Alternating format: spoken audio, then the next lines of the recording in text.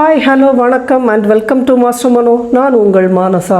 முன்பு எப்போதுமே இல்லாத அளவுக்கு பெண்களோட கர்ப்பப்பையில பிரச்சனைகள் அதிகமாயிட்டே வருதுன்னு சொல்லலாங்க. குறிப்பா யூட்ரைன் ஃபைப்ராய்டு, அதாவது கர்ப்பப்பை கட்டி. இத கர்ப்பப்பை வாய் புற்றுநோய், கருப்பை நார் திசு கட்டிகள், கர்ப்பப்பை கட்டி அப்படிங்கிற பேர்லலாம் சொல்றாங்க. இந்த பிரச்சனை உலக அளவில் 70% அதிகமான பெண்களுக்கு வர்றதா புள்ளி விவரங்கள் சொல்லுது. இந்த கர்ப்பப்பை கட்டினால 35 வயதுல இருந்து 45 வயதுக்குள்ள இருக்கக்கூடிய பெண்களுக்கு அவங்களோட கர்ப்பப்பையை அகற்ற வேண்டிய சூழல் ஏற்படுறதாக சொல்லப்படுது. இந்த கர்ப்பப்பை கட்டி எதனால வருது, அதை தவிர்க்கிறதுக்கு என்ன வழி, இதற்கு ஆபரேஷன் தான் தீர்வா அப்படிங்கிறத பத்தி எல்லாம் முழுமையா விளக்கமா எடுத்து சொல்றாங்க அரசு ஹோமியோபதி மருத்துவர் டாக்டர் நித்யசெல்வி. வாங்க வீடியோக்குள்ள போயிடலாம். அதுக்கு முன்னாடி மாஸ்டர் மனோ யூடியூப் சேனலை சப்ஸ்கிரைப் பண்ணாதவங்க சப்ஸ்கிரைப் பண்ணிக்கோங்க. வீடியோவுக்கு ஒரு லைக் பண்ணிட்டு வீடியோவை ஸ்கிப் பண்ணாம கடைசி வரைக்கும் பாருங்க. பல விஷயங்கள் உங்களுக்கு தெரிய வரும். மறுபடியும் நல்ல ஒரு வீடியோவில் உங்களை சந்திக்கிறதுல மிக்க மகிழ்ச்சி. பொதுவாக நம்ம பெண்கள் எல்லோரும் சந்திக்கக்கூடிய பிரச்சனை பற்றி தான் இன்றைக்கி பார்க்க போகிறோம். நம்ம என்ன பிரச்சனைன்னு பார்த்தீங்கன்னா யூட்ரஸ் ஃபைப்ராய்டு, அதாவது ஃபைப்ராய்டு யூட்ரஸ் சொல்லுவாங்க, இல்லைன்னா மயோமா ஆஃப் யூட்ரஸ் சொல்லுவாங்க, அப்புறம் கர்ப்பப்பை புற்றுநோய் சொல்லுவாங்க. மெயினாக இன்றைக்கி காலகட்டத்தில் பெண்கள் முக்கியமாக அந்த குழந்தையை தாங்கக்கூடிய வயசில் இருக்க பெண்கள், அதாவது நம்ம பியூபர்ட்டி ஏஜ்க்கும் மெனபாஸ் ஏஜுக்கும் நடுவில் இருக்கிற அந்த காலகட்டத்தில் இருக்கிற பெண்கள் தான் இது மெயினாக அஃபெக்ட் ஆகுறாங்க. அந்த மாதிரி அஃபெக்ட் ஆகும்போது அலோபதி ட்ரீட்மெண்ட்டுக்கு போகும்போது பார்த்திங்கன்னா அவங்க யூட்ரஸ் எடுக்கணும்னு சொல்லிடுறாங்க. அந்த மாதிரி நிறைய பெண்கள் அவங்களுடைய கர்ப்பப்பையை இழந்து அதுக்கப்புறம் வரக்கூடிய நிறைய காம்ப்ளிகேஷன்ஸு, அதாவது கர்ப்பப்பை எடுத்ததுக்கப்புறம் அவங்களுக்கு முட்டி வலி, உடல் பருமன், நிறைய வியாதிகளுக்கு உள்ளாகுறாங்க.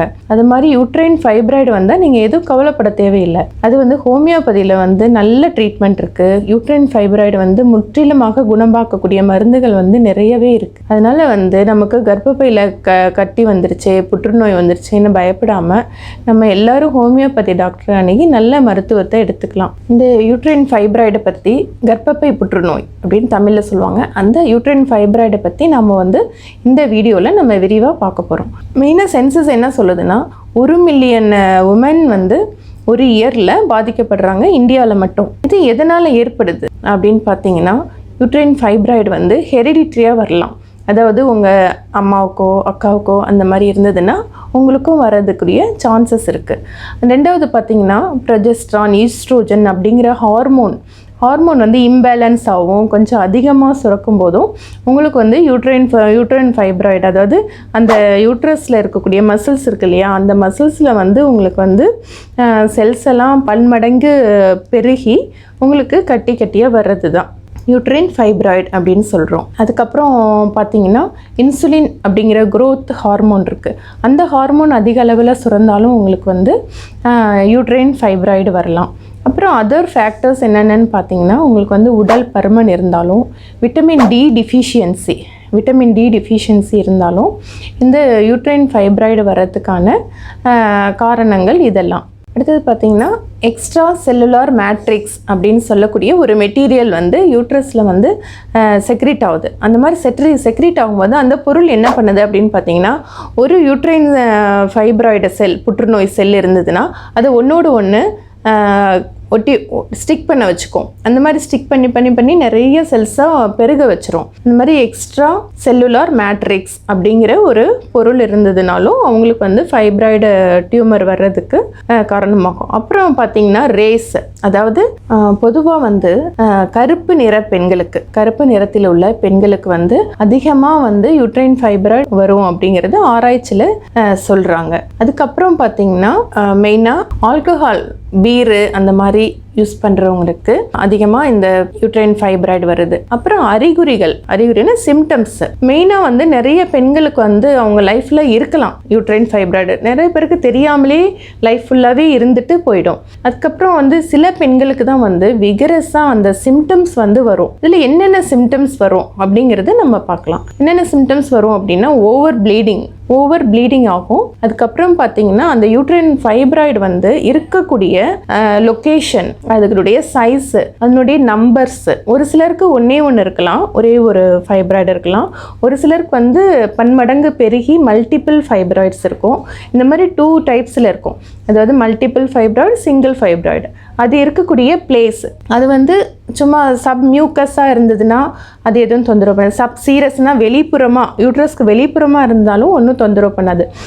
யூட்ரஸ் உள்ளாரையே, யூட்ரஸ் எப்படி நம்ம சிசு வளருதோ அந்த மாதிரி இருக்கிற கர்ப்பப்பை உள்ளார இருக்கிற அந்த மஸ்குலர் ஃபைபர்ஸில் வந்து அந்த கட்டி வளரும்போது அவங்களுக்கு வந்து நிறைய தொந்தரவு கொடுக்கும். இந்த மாதிரி இருக்கிற இதை வந்து இன்ட்ராமியூரல் அப்படின்னு சொல்கிறாங்க. இன்ட்ராமியூரல் ஃபைப்ராய்டு, சப் மியூக்கஸா ஃபைப்ராய்டு, தென் சப் சீரஸ் ஃபைப்ராய்டு அப்படின்னு 3 டைப்ஸ் ஆஃப் ஃபைப்ராய்ட்ஸ் இருக்குது. இந்த 3 டைப்லேயும் இன்ட்ராமியூரல்ங்கிறது தான் நமக்கு சிவியராக சிம்டம்ஸ் இருக்கும். அவங்களுக்கு வந்து என்னென்ன சிம்டம்ஸ் இருக்குன்னா நிறைய ப்ளீடிங் ஆகும். அதாவது மென்ஸ்ட்ரல் ப்ளீடிங் வந்து 1 வீக் தாண்டி நிறைய ப்ளீடிங் வரும். அப்புறம் மென்ஸ்ட்ரல் பீரியடுக்கு நடுவுலையும் அவங்களுக்கு வந்து மென்சஸ் ப்ளீடிங் வரும்.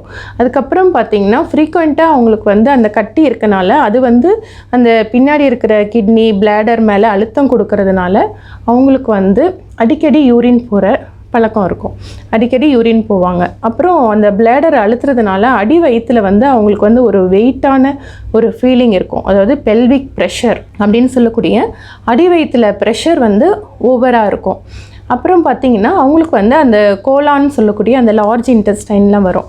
அந்த லார்ஜ் இன்டெஸ்டைனை வந்து அந்த கட்டி வந்து அழுத்துறதுனால அவங்களுக்கு வந்து அடிக்கடி மோஷன் போகாமல் இருக்கிறது, கான்ஸ்டிபேஷன், இந்த மாதிரி ப்ராப்ளம்லாம் வரும். இதெல்லாம் வந்து சிம்டம்ஸு. அப்புறம் இந்த மாதிரி பெல்விக் ப்ரெஷர், அடிவயிறு கனமாக இருக்கிறது, பேக் பெயின் அதிகமாக இருக்கும். அந்த இது அழுத்துறதுனால அந்த கட்டி வந்து கர்ப்பப்பையில் வந்து அழுத்துறதுனால உங்களுக்கு கால் வலியும் வரும். இந்த மாதிரி பெயின்லாம் இருந்துச்சுன்னா அவங்களுக்கு வந்து அதிகமாக உதிரப்போக்கு இருக்கும்போது கண்டிப்பாக எந்தெந்த டைமில் நம்ம போய் டாக்டரை அணுகணும் அப்படின்னு பார்த்தீங்கன்னா, அவங்களுக்கு வந்து உதிரப்போக்கு வந்து சொல்ல முடியாத அதிகமாக போயிட்டே இருக்கும் போது ஒன் வீக்கு தாண்டி அடிக்கடி அந்த மாதிரி போகும்போது, இப்போ 1 மந்த் கணக்குலையோ இல்லை 45 டேஸ்க்கோ இல்லை பீரியட்ஸ் நிற்காமல் அந்த மென்ஸ்ட்ரல் சைக்கிள் வந்து தொடர்ந்து இருந்துகிட்டே இருந்ததுன்னா, 2 மந்த்ஸ் 3 மந்த்ஸ்க்கு தொடர்ந்து இருந்துகிட்டே இருந்ததுன்னா அந்த மாதிரி டைமில் வந்து டாக்டரை கண்டிப்பாக பார்த்து நீங்கள் வந்து அதுக்குரிய டெஸ்ட் எல்லாம் எடுத்துக்கணும். இதில் என்ன காம்ப்ளிகேஷன் வரும்னு ஃபஸ்ட்டு தெரிஞ்சுக்கலாம். நம்ம டெஸ்ட் எடுக்க போகிறதுக்கு முன்னாடி நம்ம இந்த மாதிரி அதிகமாக உதிரப்போக்கு போயிட்டே இருந்ததுன்னா என்ன சிம்டம்ஸ், என்ன பிரச்சனை வரும் நமக்கு அப்படின்னு பார்த்தீங்கன்னா, இந்த மாதிரி அதிகமாக உதிரப்போக்கு போச்சுன்னா அவங்க நாளடைவில் வந்து அவங்களுக்கு ரத்த சோகைங்கிற வியாதி வந்துடும். ரத்த சோகை வரும்போது அவங்களுக்கு வந்து கை கால் வலி, ஒரே டயர்ட்னஸ்ஸு, மயக்கம், அந்த மாதிரி நிறைய பிரச்சனைகள், அது ரத்த சோகையினால் வர பிரச்சனைகள்லாம் வந்துடும். இப்போது இந்த ஃபைப்ராய்டு கட்டி வந்து ப்ரெக்னென்சி டைம்லேயும் வருமா, ப்ரெக்னென்சியாக நம்ம இருக்கும் போதும் வருமா, தாய்மார்களுக்கு வருமா அப்படின்னு கேட்குறாங்க. அதாவது ப்ரெக்னென்சி டைமில் வரக்கூடிய சப் மியூக்கோசா அப்படிங்கிற ஃபைப்ராய்டு டைப் வந்து அவங்கள வந்து கொஞ்சம் பாதிக்கும்.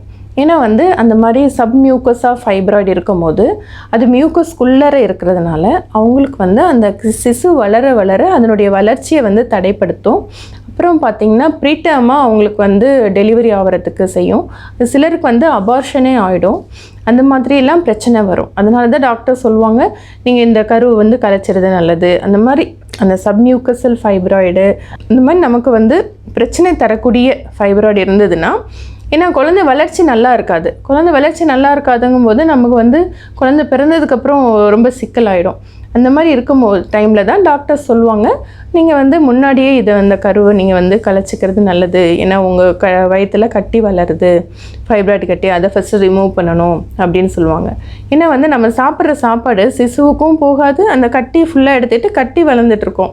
நம்ம வந்து சிசு நல்ல வளர்ச்சி இருக்காது. அதனால் வந்து நீங்கள் டாக்டர் சொல்கிற அட்வைஸை வந்து அந்த டைமில் கேட்குறது நல்லது. இப்போ நம்ம டாக்டர்கிட்ட போனால் என்னென்ன லேப் டெஸ்ட் எடுப்பாங்க அப்படிங்கிறத பற்றி பார்க்கலாம். இப்போ ஃபஸ்ட்டு வந்து பார்த்திங்கன்னா டாக்டர் வந்து பெல்விக் எக்ஸாமினேஷன் பண்ணுவாங்க. எக்ஸாமின் பண்ணும்போது வெஜினல் எக்ஸாம் பண்ணும்போதே உங்களுக்கு வந்து யூட்ரஸ்னுடைய ஷேப் வந்து இர்ரெகுலராக இருக்குது, அந்த கட்டி இருக்குது அப்படிங்கிறத வச்சு வந்து அவங்க கண்டுபிடிச்சிருவாங்க ஏதோ சம்திங் ஃபாரின் பாடி உள்ளே இருக்குது. நீங்கள் அதுக்கப்புறம் வந்து நீங்கள் போய் ஸ்கேன் எடுக்கணும்னு சொல்லுவாங்க. அப்புறம் வந்து ஹிஸ்டோசால்ஃபிங்கோகிராம் மமோகிராஃபி அப்படின்னு சொல்லக்கூடிய அந்த டையை உள்ளே செலுத்தி எடுக்கக்கூடிய அந்த ஒரு எக்ஸ்ரே எடுக்கணும்.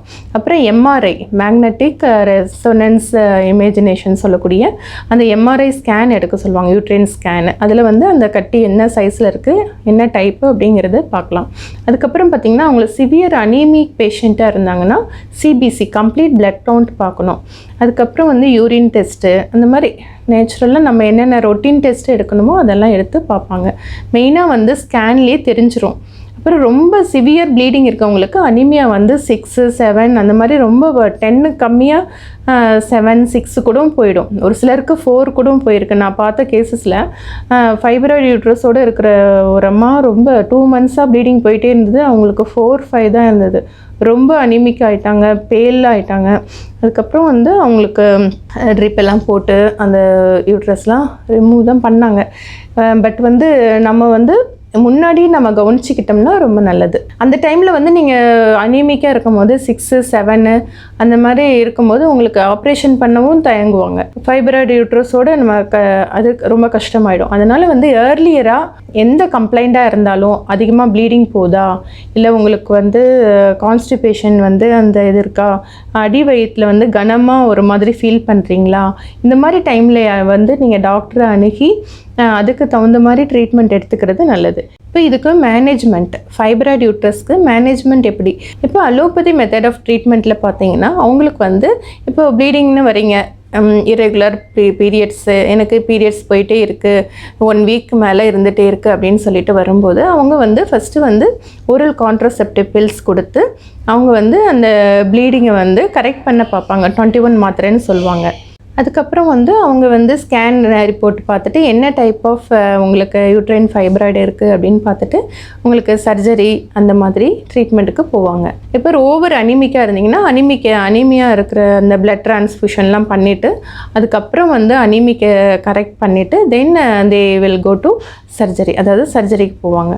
நம்ம ஹோமியோபதிக்கு இதுக்கு வந்து சர்ஜரியே தேவையில்லைன்னு சொல்லலாம். ஹோமியோபதி மெத்தடில் வந்து உங்களுக்கு வந்து எவ்வளோ பெரிய கட்டியாக இருந்தாலும் நம்ம வந்து ஃபைப்ராய்டு யூட்ரஸ் வந்து கரெக்ட் பண்ணிடலாம். ஃபஸ்ட்டு வந்து ப்ளீடிங்கை கரெக்ட் பண்ணிடலாம். தென் வந்து யூட்ரஸில் இருக்கிற அந்த கட்டியை வந்து கொஞ்சம் சிறுக குறைச்சிக்கலாம். அதுக்கு நல்ல மெடிசின்ஸ்லாம் இருக்குது. இப்போ வந்து இந்த யூட்ரைன் ஃபைப்ராய்டை வந்து நிறைய பேருக்கு இப்போ இருக்குது இல்லையா, இதை வந்து எப்படி ப்ரிவென்ட் பண்ணலாம், வராமல் தடுக்கிறது. இப்போ prevention is better than cure சொல்கிறோம்.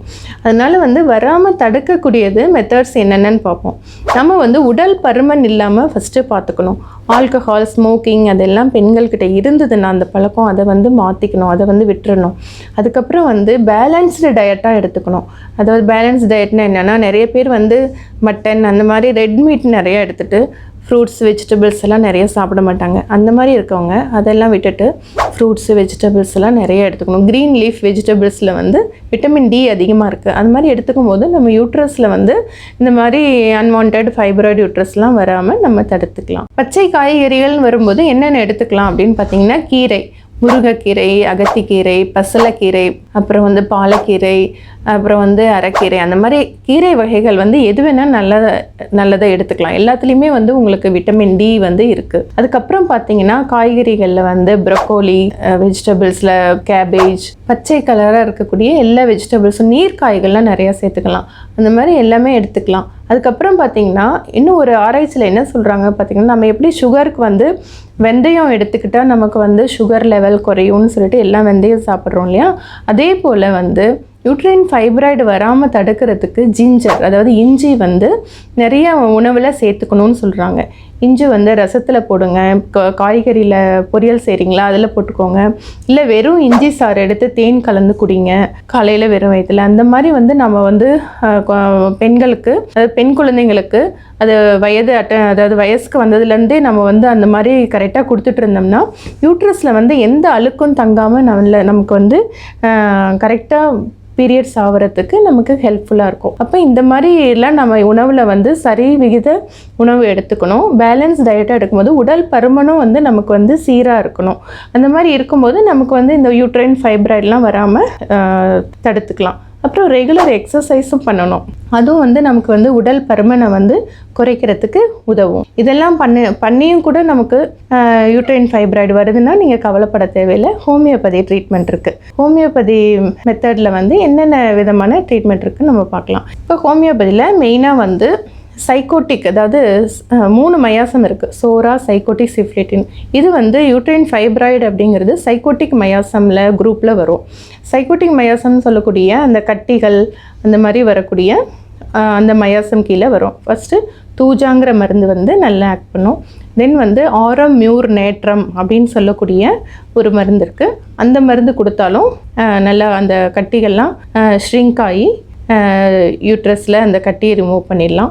அதுக்கப்புறம் பார்த்திங்கன்னா கல்கிரியா கார்பு வந்து உடல் பருமனாக இருக்க பெண்களுக்கு வந்து வந்ததுன்னு வச்சுக்கோங்க, யூட்ரைன் ஃபைப்ராய்டு அந்த மாதிரி கொடுக்கலாம். தென் வந்து யூஸ்டிலாகோ, தென் கல்கிரியா ஃப்ளோரு, தென் தலாப்சி பர்சா அப்படின்னு சொல்லக்கூடிய தலாப்சி பர்சா பாஸ்டோரிஸ் அப்படின்னு சொல்லக்கூடிய ஒரு மதர் டிங்சரும் இதுக்கு வந்து நல்லா யூஸ் ஆகுது. தென் ஃப்ராக்சினஸ் அமெரிக்கானா அந்த மதர் டிங்சரும் நம்ம எடுத்துக்கலாம்.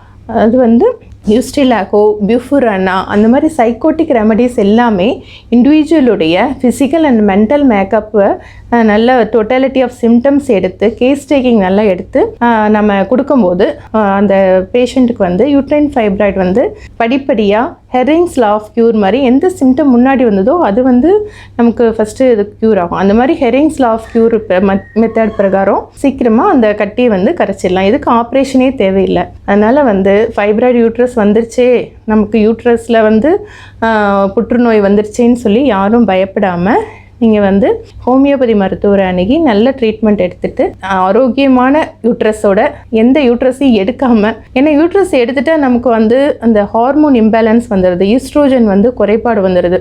அதுக்கப்புறம் எல்லா முட்டியும் வலி, உடல் பருமன் அந்த மாதிரி நமக்கு தேவையில்லை. யூட்ரஸ் எடுக்கிறதுனால வர காம்ப்ளிகேஷன்ஸ் அவாய்ட் பண்ணி எல்லாரும் நலமுடன் வாழ எல்லாரையும் கேட்டுக்கிறேன். நன்றி, வணக்கம். இந்த வீடியோ பிடிச்சிருந்தா ஒரு லைக் பண்ணுங்கள். வீடியோவை உங்கள் ஃப்ரெண்ட்ஸ் அண்ட் ரிலேட்டிவ்ஸ்க்கு ஷேர் பண்ணிவிடுங்க. வீடியோ பற்றின கருத்துக்களை கமெண்ட்டில் சொல்லுங்கள். மாஸ்டர் மனோ யூடியூப் சேனலை சப்ஸ்கிரைப் பண்ணாதவங்க சப்ஸ்கிரைப் பண்ணிக்கோங்க. அப்படியே ஆல் நோட்டிஃபிகேஷனையும் அழுத்தி வச்சுக்கோங்க. அப்போ தான் நாங்கள் போடுற ஒவ்வொரு வீடியோவும் உங்களுக்கு நோட்டிஃபிகேஷனாக வந்து சேரும். Stay healthy, stay happy. Thank you for வாட்சிங்.